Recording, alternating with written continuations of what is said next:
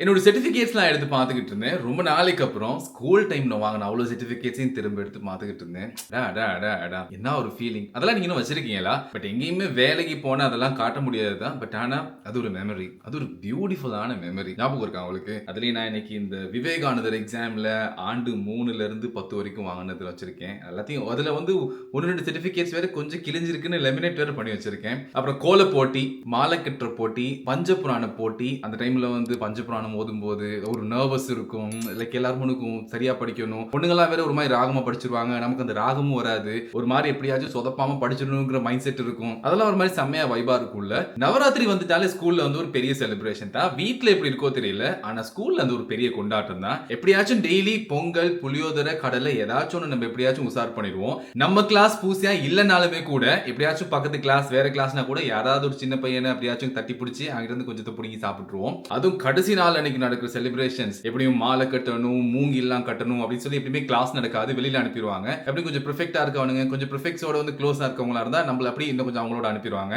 வாழை மரம், மூங்கில், பாலை இதெல்லாம் தேடி போற சாக்குல வெளியில அப்படியே ஃபுல் ரவுண்ட் அடிச்சுட்டு அது ஒரு மாதிரி வைபா இருக்கும். அந்த மூமெண்ட் வந்து கொஞ்சம் எக்ஸ்டெண்ட் பண்ணி வச்சிருக்கலாமே அப்படிங்கிற ஃபீல் வந்து நிறைய பேருக்கு இருந்திருக்கும். ஸ்பெஷலி அந்த சர்டிபிகேட்ஸ்ல எனக்கு பார்க்கும்போது தான் யோசிச்சேன். மாலை கட்ட தெரியாம மாலை கட்டுறது, கோலமே போட தெரியாம அந்த கோலத்தை போட்டுக்கிட்டு இருக்கிறது, நவராத்திரியோட கடைசி நாள் அன்னைக்கு. பட் ஆனா எந்த கிரேட்லன்னு சொல்லி எனக்கு சரியா ஞாபகம் இல்ல. சோ அந்த கடைசி செலிப்ரேஷன் அன்னைக்கு வந்து ஒரு டிராமா பண்ணுவோம் அப்படின்னு சொல்லிட்டு திருவிளையாடல்ல தர்மிக்கு பொற்கிரி கிடைத்தல் அதுல நான் தான் நாகேஷ் நடிச்சேன். இன்னைக்கும் ஊர் பக்கம் போனா ஒரு சிலர் இருந்து எனக்கு நாகேஷ் பேர் சொல்லி கூப்பிட்டுக்கிட்டு இருக்காங்க. இன்னைக்கும் இருக்காங்க அவங்க. அதெல்லாம் வந்து என்னைக்குமே மனசுல இருக்க ஒரு மாதிரி பசுமையான நினைவுகள். எனக்கு எடுத்து பார்த்துக்கிட்டு இருந்தேன். எல்லாமே தமிழ்ல எழுதியிருக்கு. பஞ்சபுராணம் ஓதுதல், கோல போட்டியில் முதலிடம், மாலை கட்டுதலில் 2ஆம் இடம், அந்த மாதிரி சொல்லி பார்க்கறதுக்கு ரொம்ப கியூட்டா இருந்துச்சு. சர்டிபிகேட் வந்து ஒரு மஞ்சள் கலர்ல மேல சிவமயம் எல்லாம் போட்டு அந்த மாதிரிலாம் போட்டு ஒரு டெக்கரேஷன்ல. உங்களை எத்தனை பேர் இந்த சர்டிபிகேட்ஸ்லாம் இன்னும் வச்சிருக்கீங்க கிழிக்காம இல்லைன்னா தூக்கி போடாம? அது எதுக்குமே பயன்படுதோ இல்லையோ, பட் ஆனா அது இன்னுமே வந்து ஒரு பொக்கிஷமா பாதுகாத்துட்டு வரீங்களா? வருஷம் யாருக்கும் எதுவும் கிடைக்குதோ இல்லையோ, ஆனா விவேகானந்தர் எக்ஸாம்க்கு வந்து கண்டிப்பா கிடைச்சிரும். அதுக்கப்புறம் கொஞ்ச நாள் இன்ட்ரோடியூஸ் பண்ணாங்க. உங்க எத்தனை பேருக்கு அந்த சர்டிபிகேட் கிடைச்சுன்னு தெரியல. இந்த புக்ஸ் எல்லாம் ஸ்கூல்ல கொடுப்பான் தெரியுமா? மோஸ்ட்லி இந்தியாவில் இந்த மாதிரி இருக்கான்னு தெரியல. ஸ்ரீலங்கால இன்ட்ரோடியூஸ் பண்ணாங்க. நமக்கு கவர்மெண்ட் ஸ்கூல்ல கொடுக்குற புக்ஸ் எல்லாம் எப்படி நம்ம ப்ராப்பரா மெயின்டைன் பண்ணி இந்த புக் எல்லாம் கசக்காம ஏடெல்லாம் கிழிக்காம வேற எதுவும் கிறுக்கி இல்லாம அவங்க கொடுத்த மாதிரி அதை அப்படியே கொண்டு போய் கொடுத்தோம்னா அதுல யாரு ரொம்ப நல்லா மெயின்டைன் பண்ணிருக்காங்களோ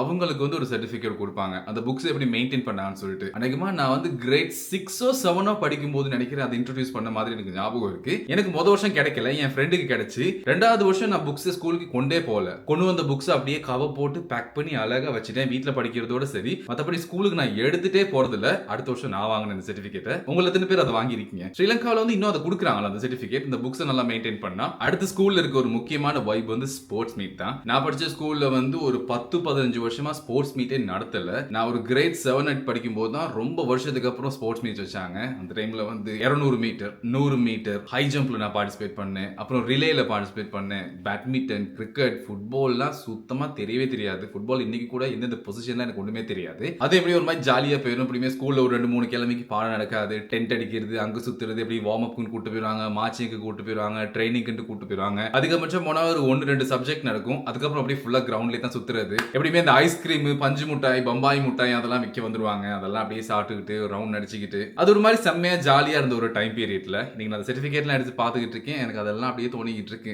அந்த மூமெண்ட்டுக்கே நான் போயிட்டேன் நானு. ஸோ இந்த ஸ்கூல்ல இருந்து வருஷம் வந்து இந்த தமிழ் காம்படிஷன், இங்கிலீஷ் காம்படிஷன், அந்த டிஸ்ட்ரிக்ட் வைஸ் வந்து கூட்டிட்டு போவாங்க தெரியுமா? பேச்சு போட்டி இருக்கும், வாசிக்கிற போட்டி இருக்கும். அதுல நான் ஒரு தடவை வாசிப்பு போட்டிக்கு போயிட்டு ஒரு பேப்பர்ல தான் ஒரு சின்ன ஆர்டிகல் கொடுத்தாங்க வாசிக்கிறதுக்கு. அதுல இருக்க வேர்ட்ஸ் வந்து டக்குன்னு ஒரு ஃப்ளோல வர மாட்டேங்குது. அந்த தமிழ் நம்ம தமிழே தெரிஞ்சாலும் தமிழ் வர மாட்டேங்குது. வளமையா நான் எப்படி எல்லா இடத்துலயும் போயிடுவேன். இங்கிலீஷ் காம்படிஷன்ல ஏதாவது ஒன்று போயிடுவேன். எனக்கு ஞாபகம் இருக்கு இந்த டிக்டேஷன், இந்த வேர்ட்ஸ் கொடுத்து ஸ்பெல் பண்ண சொல்லுவாங்க. அப்புறம் ஸ்பீச் அதிகமா வந்து நான் ஸ்கூல்ல இருந்து போனது அது ரெண்டுக்கு தான். தமிழ்ல வந்து ஒன்னு பேச்சு போட்டி இல்லைன்னா வாசிப்பு போட்டி. பேச்சு போட்டி போகும்போது நல்ல பாடமாக்கிட்டு போவேன். அங்க போயிட்டு முன்னுக்கு ஜட்ஜ்ல 3 பேரை பார்த்தோன்னே முதல் 2 பந்தி மட்டும் நல்லா சொல்லுவேன். அடுத்த பந்தியில் அப்படியே நிப்பேன் கொஞ்ச நேரம். சரிப்பா நீ வெளியில போ அப்படின்ட்டுவாங்க. பேச்சு போட்டில எனக்கு எதுவுமே கிடைச்சது இல்ல. வாசிப்பு போட்டில அந்த மாதிரி ஒன்று கிடைச்சது இல்ல. வருஷம் அதுல போயிட்டு ஒரு மாதிரி ஜாலியா இருக்கும். அதை விட முக்கியமான ஒரு விஷயம், இது வந்து இன்னைக்கும் ஸ்கூல்ல நிறைய பேருக்கு தெரியாது. ஒரு தடவை நான் வந்து கேரம் காம்படிஷன் போயிருந்தேன். அப்ப அண்டர் 13ல. சோ தனியா சிங்கிள்ல நான் தோத்துட்டேன். எல்லாருமே தோத்துருவோம் நம்ம ஸ்கூல்ல.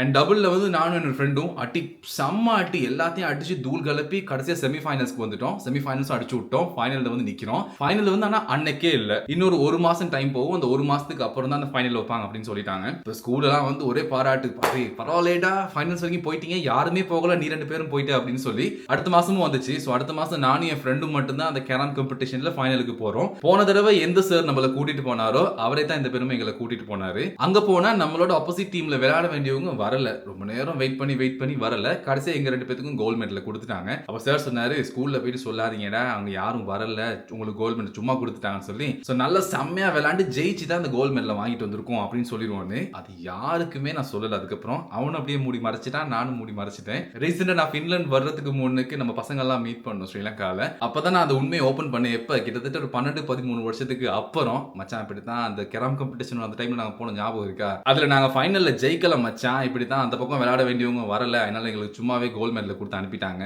சோ சார் சொல்லவே நான் சொல்லிட்டாரு, அதை அப்படியே நாங்களும் மெயின்டைன் பண்ணிட்டோம் அப்படின்னு சொல்லி. ஸ்கூல் டைம் நினைச்சாலே இந்த மாதிரி நிறைய கியூட்டான மூமெண்ட்ஸ் எல்லாம் அப்படியே வந்துட்டே இருக்கும். அந்த டைம்ல நம்ம கிளாஸ்ல கொஞ்சம் பசங்க இருந்தானுங்க, பயங்கர கிரேஸ் அவனுங்க. இந்த பைக் வந்துட்டாலே ஸ்கூலுக்கு யாராவது ஒரு சார் பைக்ல வந்துட்டா சரி சுத்தி போய் நிப்பானுங்க. அப்படி மச்சான் அது அப்படிடா இது எப்படி ஓட்டணும்டா, இது இந்த பைக்குடா, இந்த டிசைன்டா, என்னென்னமோ பேசுவானுங்க. நம்ம கிளாஸ்ல இருந்தானுங்க, நம்மளுக்கு ஒண்ணுமே தெரியாது பைக்கை பத்தி. பொண்ணுங்க வந்து யாராவது ஒரு டீச்சர் வந்து ஒரு குழந்தையை தூக்கிட்டு வந்துடாது, சோ ஸ்வீட் கியூட் அப்படின்னு சொல்லிட்டு ஐயோ கொஞ்சம் வாளுங்க. நம்ம ஒரு ஓரமா இருந்து அப்பா இதை வச்சு இப்படியாச்சும் ஒரு பாடத்தை ஓட்டிடலாம், அப்படியே அமைதியா இருந்துட்டு போயிடும் அப்படின்னு சொல்லிட்டு இருப்போம். ஆனா அந்த பொண்ணுங்க 4 பேரும் அந்த குழந்தைய ஒருத்தர் மாட்டி ஒருத்தர் அப்படியே தூக்கி வச்சுக்கிட்டு கொஞ்சி கொலாவி ஒரு மாதிரி கொண்டாட்டிக்கிட்டு இருப்பாங்க. இன்னும் ஸ்கூல்ல வந்து டீச்சர்ஸ் யாரும் குழந்தைங்களை தூக்கிட்டு வந்து அப்படித்தான் பண்ணிட்டு இருக்காங்களா பொண்ணுங்க. பட் அதெல்லாம் வந்து ஒரு மாதிரி ஜாலியா இருந்துச்சு.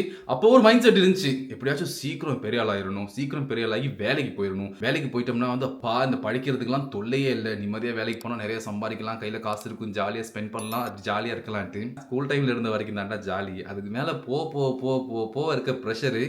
நான் சொல்றது உண்மையா பொய்யாங்கிறது கீழே கமெண்ட்ஸ்ல கொடுங்க गाइस. மறக்காம உங்களோட பழைய சர்டிபிகேட்ஸ்லாம் இன்னைக்கு ஒரு எடுத்து பாருங்க, உங்களுக்கு அதே மாதிரி ஃபீல் ஆகுதான்னு சொல்லி. அண்ட் இந்த வீடியோ பிடிச்சிருந்துச்சுன்னா சப்ஸ்கிரைப் பண்ணுங்க गाइस. See you.